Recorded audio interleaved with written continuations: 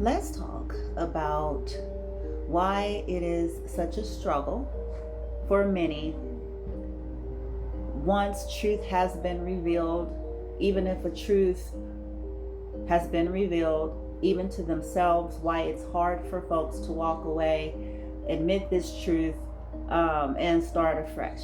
Okay. I go by blooming. I'm blooming in the dark, blooming through the lies, blooming through the entrapments, blooming through the fog, blooming through the illusion, and possibly so are you. We're going to talk about this from the position of religion, but you can apply this to anything where there's a time that there's some type of truth that is faced by an individual, some type of revelation that can't be undone.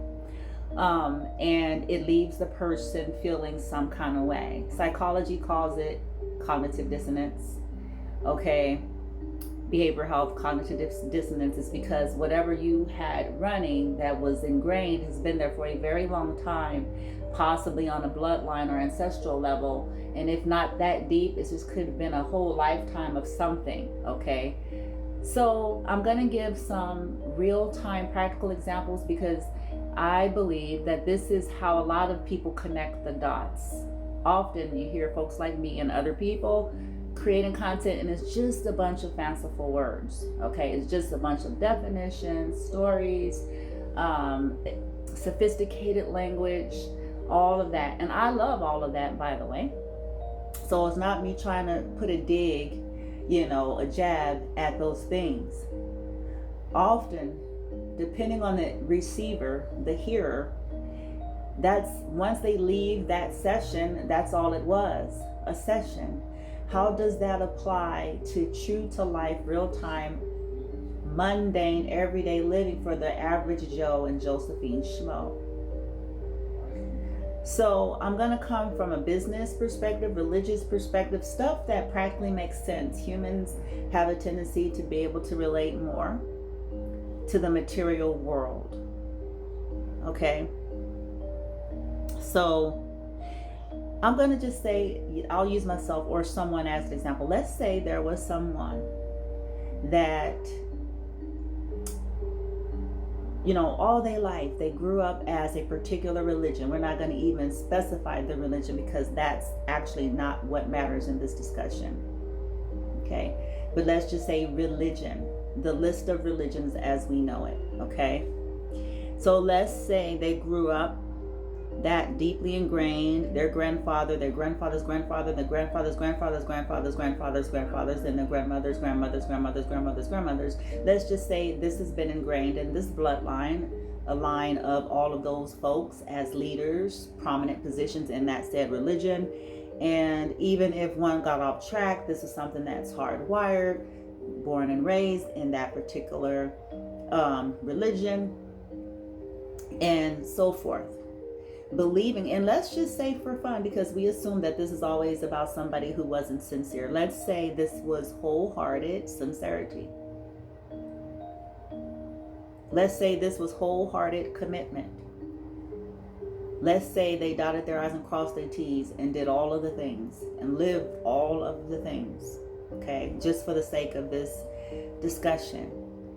But one day something starts to happen, maybe late in life, a series of events, just different things that start leading them in different directions, that's probing at their belief system, bringing shock to their system, possible trauma, just different things. And let's say at some point, maybe 3, 4, or 5 years in, they bump up across an undeniable reality that they themselves, not about someone else, they themselves can't shake, pertaining to this belief that they've held.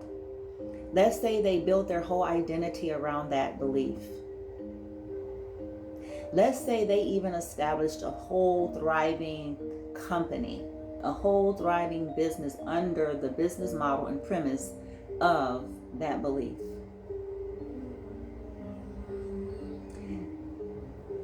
The challenge and the struggle is to face this truth out loud, to admit it, To face it and to tell the world that would mean this: the end of their identity and the end of their business. I'm going to say it again. It will mean the end of their identity and the end of their business, the one that they have gotten a strong establishment, and then on top of their family tradition that has been woven. That's not something easily walked away from. And not to sound douchey, but it really takes a special type of a heart, a special type of a grit to even be willing to face that, because essentially whoever decides to face that, they're going to be starting from scratch in a way. They're going to possibly risk their own reputation because, they've lived this way and now they're coming to some realities and truths about something else that they didn't have for all of these years. So now they're facing whoever has that type of a courage. They are no longer going to, and you guys got to put this true to life. This person's got bills. This person's possibly built a family. Okay? They possibly have mortgage, college tuitions, okay, medical bills, credit card bills, rent, car notes, insurance, life insurance, all kinds. Just play with it from a very grounded and practical space, because those things aren't going to stop. They're not going to pause and say, oh, well, since you come to realize the truth, we're going to pause just to give you a little chance to catch up and catch your breath and, give yourself a chance to come out of the dizziness and alchemize yourself so that you'll have a fair shot.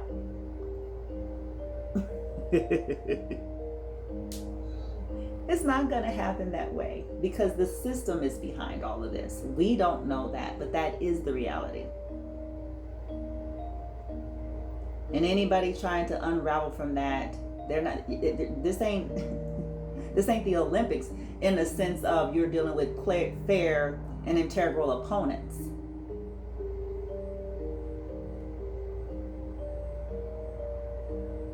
The system is narcissistic, possible psychotic, sociopathic, possible Machiavellian, sadist.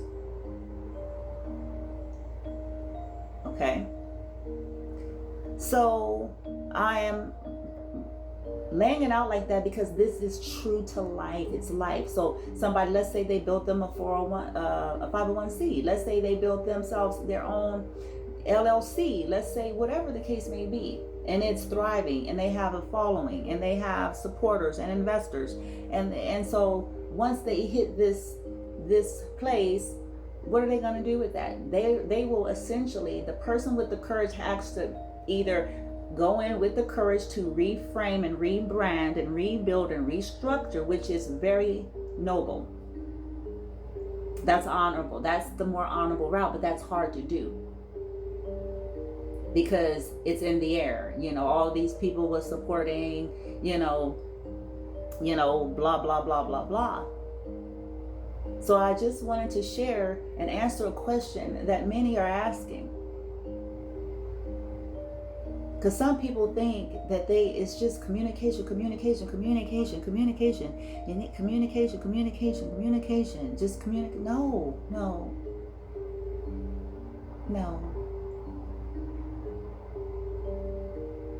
And I have to add that this is too possibly more on subconscious level than it is conscious decision.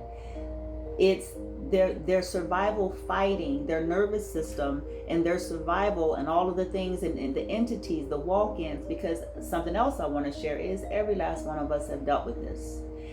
But listen, not from the space that we were taught.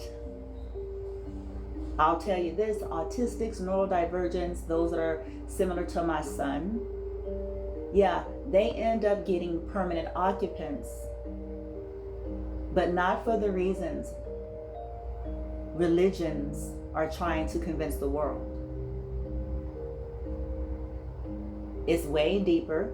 And we're going to get into that on another video, because it's very layered, and I am going to dedicate several videos to what they do to people like my son, and what's really happening with that versus what they're trying to convince the unsuspecting world under the lens of religion.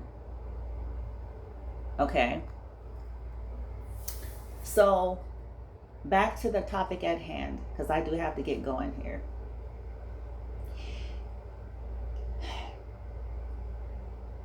Even when people have the truth and have had to face it, they can't admit it.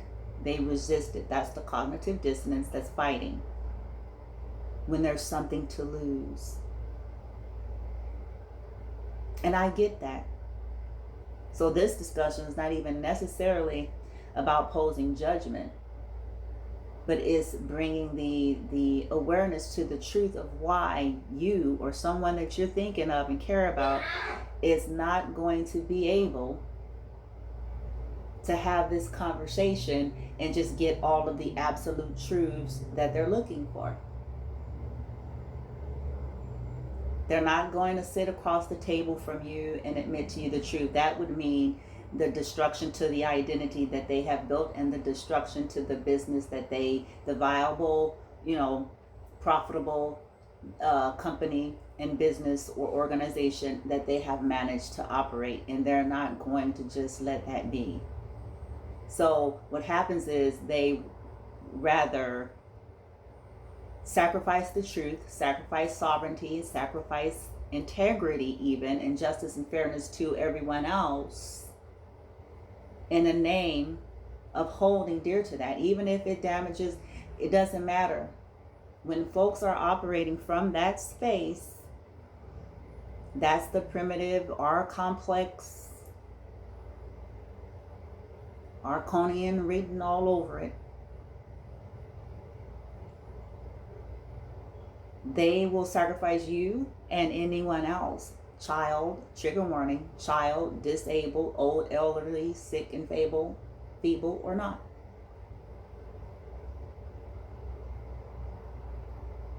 In the name of making sure that their reputation stay intact, their family's tradition and reputation stay intact, and those businesses and operations continue to function as scheduled. And they're willing, some of them, depending on how dark they are. And when I say dark, I'm not talking about their complexion. And I'm not talking about African Americans. I'm talking about dense, malevolent, basal, Arconian, predatorial, parasitic vibration. The R complex. Depending on how far ingrained that is, they're willing to cause harm to anybody. Trigger warning, they're willing to cause harm to anybody who poses a threat to be too much of a light to that realization. So if it means they need to blacklist the person, attempt to murder, attempt to get the person sick, caught up and trapped, any and everything under the sun to either discredit and or stop the truth, or to convolute it before people can realize that it was actually truth. Okay, they go through extensive lengths for it: character assassination, smear campaigns, humiliation rituals, and you name it. Okay, there you have it. That is this discussion. Okay, once truth is revealed, it's about identity attachment. It's identity and also money, survival. That's what's operating. So there's not going to be a conference with coffee over the Zoom, seeing if you can soften this person up to get you, get them to trust you to get to the truth. They feel like their life is at stake. That you're basically trying to unravel what has sustained them, where they've gotten glory, fame, and acclaim, and notoriety. So it doesn't matter. Okay? All right, guys. to all of you who are sovereign beings and working through your sovereignty and your benevolent and your energy, may you be well on your way as you navigate your hell. Namaste.